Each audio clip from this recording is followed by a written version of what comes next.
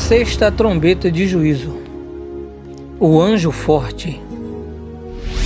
Vi outro anjo forte descendo do céu, envolto em nuvem, com um arco-íris por cima de sua cabeça. O rosto era como o sol, e as pernas como colunas de fogo. E tinha na mão um livrinho aberto. Pôs o pé direito sobre o mar e o esquerdo sobre a terra, e bradou em grande voz, como ruge um leão. E, quando bradou, desferiram 7 trovões as suas próprias vozes. Logo que falaram os 7 trovões, eu ia escrever, mas ouvi uma voz do céu dizendo: guarda em segredo as coisas que os 7 trovões falaram e não as escrevas. Então, o anjo que via em pé sobre o mar e sobre a terra levantou a mão direita para o céu e jurou por aquele que vive pelos séculos dos séculos, o mesmo que criou o céu, a terra, o mar e tudo quanto neles existe. Já não haverá demora, mas nos dias da voz do 7º anjo, quando ele estiver para tocar a trombeta, cumprir-se-á então o mistério de Deus, segundo ele anunciou aos seus servos, os profetas. A voz que eu ouvi, vinda do céu, estava de novo falando comigo e dizendo: vai e toma o livro que se acha aberto na mão do anjo em pé sobre o mar e sobre a terra. Fui, pois, ao anjo, dizendo-lhe que me desse o livrinho. Ele então me falou: toma-o e devora-o.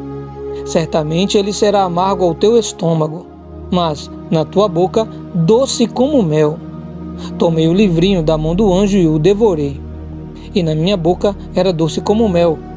Quando, porém, o comi, o meu estômago ficou amargo.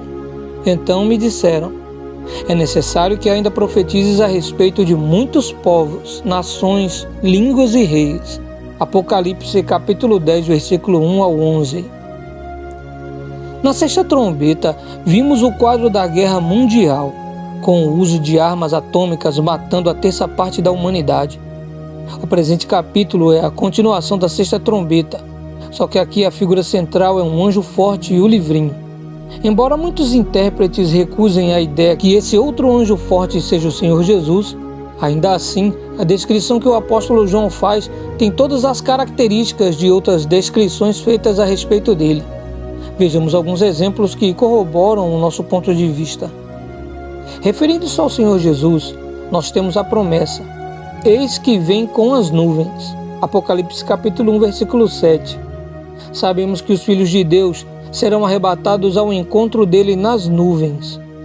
A descrição desse anjo forte é: vi outro anjo forte descendo do céu envolto em nuvem, ainda mais com o arco-íris por cima de sua cabeça. Apocalipse capítulo 10, versículo 1. Isso nos lembra a profecia de Ezequiel quando viu a glória do Senhor. Como o aspecto do arco que aparece na nuvem em dia de chuva, assim era o resplendor em redor. Esta era a aparência da glória do Senhor. Livro de Ezequiel, capítulo 1, versículo 28. Sobre o rosto desse anjo forte lemos: o rosto era como o sol. A mesma descrição já vimos no início do livro, quando João diz: o seu rosto brilhava como o sol na sua força. Apocalipse capítulo 1, versículo 16. E as pernas como colunas de fogo. Apocalipse capítulo 10, versículo 1.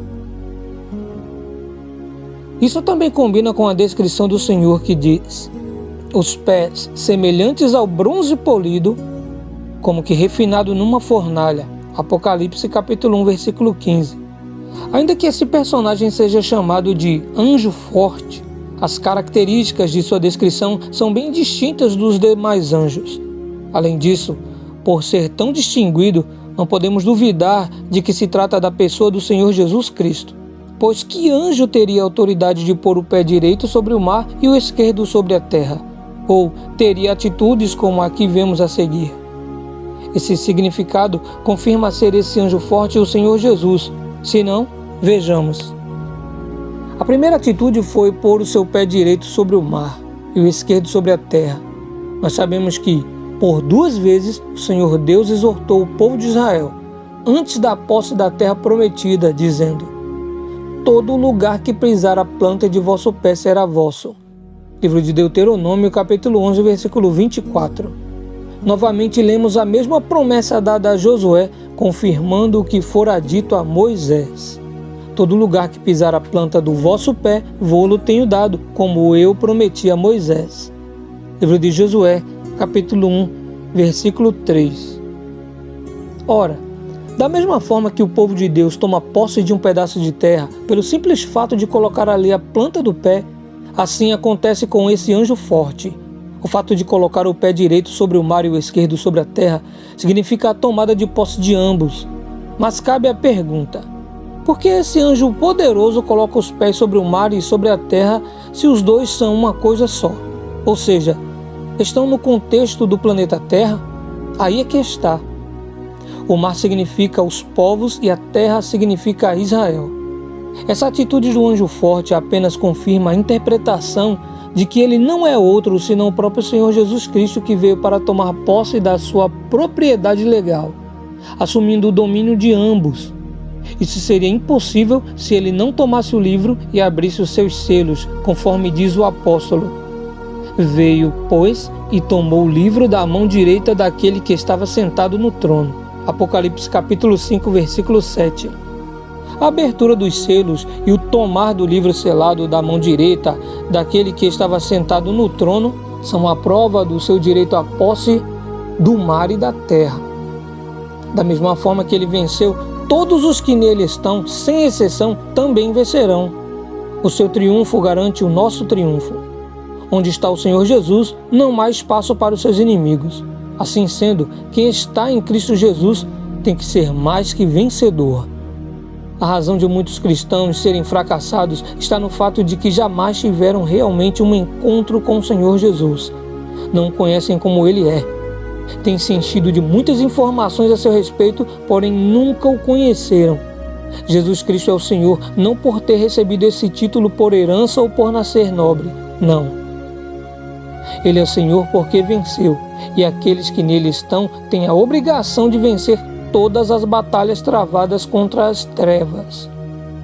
A segunda atitude desse anjo forte, depois de pôr os pés sobre o mar e a terra, foi clamar com grande voz, como ruge o leão. Esse clamar com grande voz lembra a profecia de Joel, que diz: o Senhor brama de Sião e se fará ouvir de Jerusalém, e os céus e a terra tremerão, mas o Senhor será o refúgio do seu povo e a fortaleza dos filhos de Israel. Livro de Joel, capítulo 3, versículo 16. O profeta Amós também disse: o Senhor rugirá de Sião e de Jerusalém, fará ouvir sua voz. Amós, capítulo 1, versículo 2. Ainda com relação a esse clamor com grande voz, o profeta Jeremias disse: o Senhor lá do alto rugirá, e da sua santa morada fará ouvir a sua voz. Rugirá fortemente contra a sua malhada, com brados contra todos os moradores da terra, como o eia dos que pisam as uvas.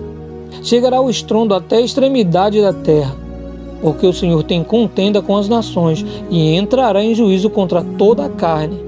Os perversos entregará a espada, diz o Senhor. Livro de Jeremias, capítulo 25, versículo 30 a 31. Tendo o anjo forte clamado com grande voz, como o de leão, seguiu-se o soar das vozes dos 7 trovões. O que isso pode significar? O Senhor Jesus clama e ruge como um leão? Nós sabemos ser o nosso Senhor, o leão da tribo de Judá, e quando o rei dos animais ruge, faz soar a sua ira e todos os animais estremecem. Da mesma forma, esse bramir ou clamor do Senhor significa o juízo que faz a estrutura do inferno temer e tremer. Porque para os profetas, o rugir do leão é sempre um sinal de juízo.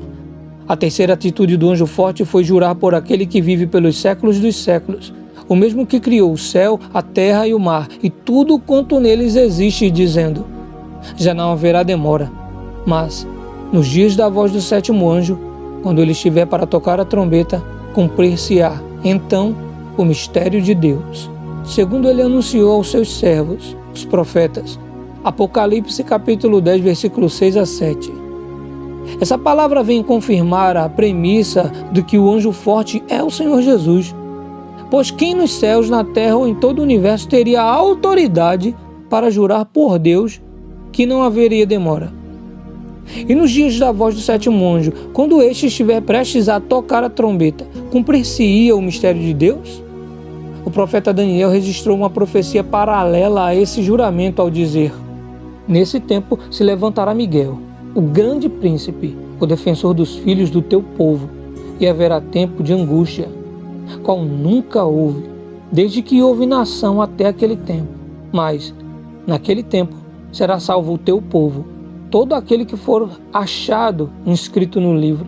Muitos dos que dormem no pó da terra ressuscitarão, uns para a vida eterna e outros para a vergonha e horror eterno.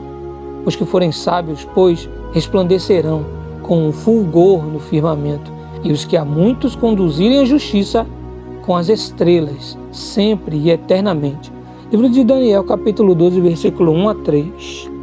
Esses versos anunciam os acontecimentos do tempo final, e aquele que transmitia essa revelação a Daniel fez o seguinte juramento: ouvi o homem vestido de linho, que estava sobre as águas do rio, quando levantou a mão direita e a esquerda ao céu e jurou, por aquele que vive eternamente, que isso seria depois de um tempo, 2 tempos e metade de um tempo, e, quando se acabar a destruição do poder do povo santo, estas coisas todas se cumprirão.